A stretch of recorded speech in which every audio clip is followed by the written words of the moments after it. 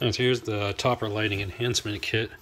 What you're going to get in the kit is the wiring, which are these two white LED modules, a long LED strip, and then that all goes around to a 3-pin connector here. And then this is the controller box. This has the other end of the 3-pin connector, and then your 2-pin Molex connector, which will provide power. And of course, on the box you have control for the different settings. And those are provided by buttons on the side. So let's look at installing this thing. So first step is removing the old lighting. You're going to need to take off the little buttons that cover these holes on the top here. Take all 4 buttons off. You can use like a flathead screwdriver or a little like a paint can opener or something like that to pull them out. And then you're going to unscrew the 4 screws that are holding the original topper in. They're just inside those holes all the way. You need a Phillips head screwdriver. Let's see if you can see one in there. There you go. So just unscrew those 4 screws and hang on to them. That's going to release the clear upper topper portion, and you can put that aside. So once that's aside, there's going to be a strip of LED lights inside of that channel there, which goes all the way around and down into the game, and is going to follow down this side of the back box and get connected in here somewhere. So that strip of LED lights that's up in there is going to be adhered down with a, with like an adhesive strip. So you're going to need to give it a little bit of pressure to pull it off of there. Try to not yank it or provide too much pressure to make it non-functional anymore. You want it to hang on to that if you ever want to go back to stock. But once you undo that strip at the top, you're going to want to open up your back box and disconnect it. All right, so this is what it looks like behind the back box. Coming up from above there, you'll find the wires for the topper lighting. What you're seeing now are the wires for the upgraded topper lighting, but all you have to do is trace the original wires down and over to the side here, and you'll find where they plug in.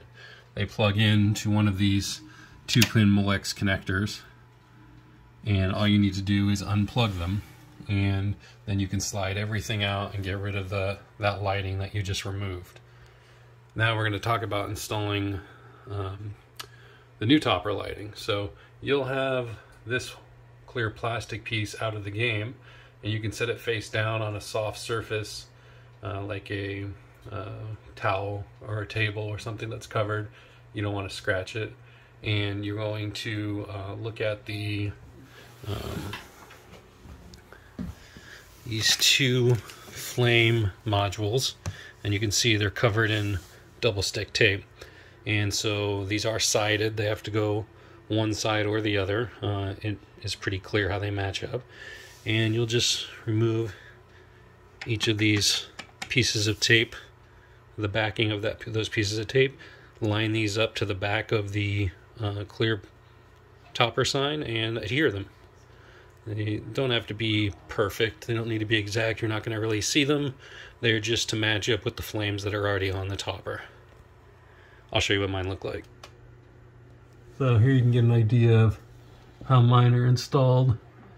They're just adhered to the back of the sign, and you can see the wires in between them come to the center and then go down. And so what it looks like from the side is you can see that the wires go backwards. The further back they go, the less visible they are from the front. So you can see that those wires there come back and then finally come back down to the bottom. So that's the first step, is to get those attached to the upper part. And then once you have those attached, you're going to bring this big plastic piece back up here, but not put it in the channel, because then you need to take the longer strip and put that in the channel. So if we were looking at the front of the game, this is how these would be installed. You'd have this on the left side, that on the right side, this coming back down the back of the game, and then it's going to end up going to the flat strip that goes at the bottom. So this would be the right side of the game if you're facing the game, and you're going to just lay this in the trough that's up at the top for the clear plastic topper to go into. It does have a adhesive back that you can remove and stick it down. And then this length of cable, all this cable that's left over, is going to go down through the top of the game, just like the old topper lighting did, and meet up on the left side of the back box, again, just like the old topper lighting did. Okay, so we'll go back up here and look. You can see that this wire is what's coming down from the two white flame modules, comes around and then starts right here under the trough. Now you can get an idea by looking at the trough there that the clear topper and the lighting all sticks toward the back of the trough. So you're going to want to put that lighting as far back in the trough because you want it directly under the clear topper. So as much as you can, push that lighting strip all the way towards the back before you adhere it down, and then you can go ahead and adhere it down. Once you have that adhered down, you're going to take you can see way back there, that's the end of the power and data connections for this that come off the other end of the strip. They go down through the topper, through the top of the back box, and that's what you're seeing come down here. And then obviously once all that's together, you can screw the clear topper part back on, put the covers back in the holes, and then you're going to chase this wire down the left side and around, and it's going to end up with the topper controller. Topper controller is going to plug into the place that the original topper lighting was into, and then this is going to continue on to the rest of the lighting. So that's how they plug in through these two connections, yellow and black. And then of course the 3-pin connector gets connected here. Once everything's connected like that and you power on the game, this module will have power, and you'll be able to see that if you look in the side of it. Let's see, you'll look in this long side. It's hard to show you on mine because it's a prototype, but in this long end where all the wires are coming out of, you'll see some red lights inside there, and that's how you know it has power. Yours will also have the keypad here. Mine is a prototype and does not. And on the end, you'll have a little sticker that talks about what each of the settings are for the keypad. There are just some basic settings like color, brightness, speed, and effect. And I'll go over those once I get to a working version that I can show you those on.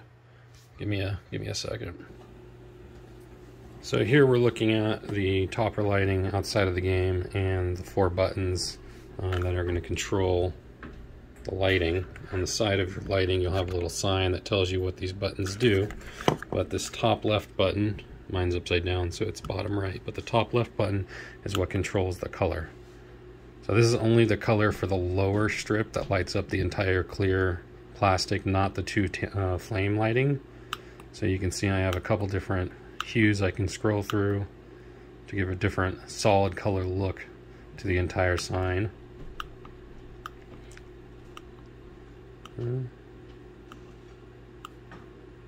So that will let you have that option. Now that's one of the settings where the bottom lighting, which lights up the entire sign, can either be flickering flame or it can be a solid color. So right now we're looking at a solid color.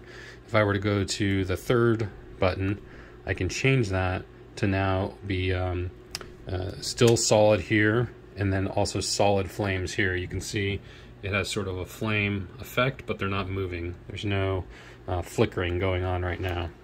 Push it again, and I'm going to start getting flickering flames throughout the entire thing. So the bottom for the entire clear sign, as well as these guys are doing their flickering flame routine. If I go to the 4th button, I can adjust how quickly that routine happens. So basically how intense the flames are. And I have a few options for how many times I can push that. You can see this is a much lower flame setting,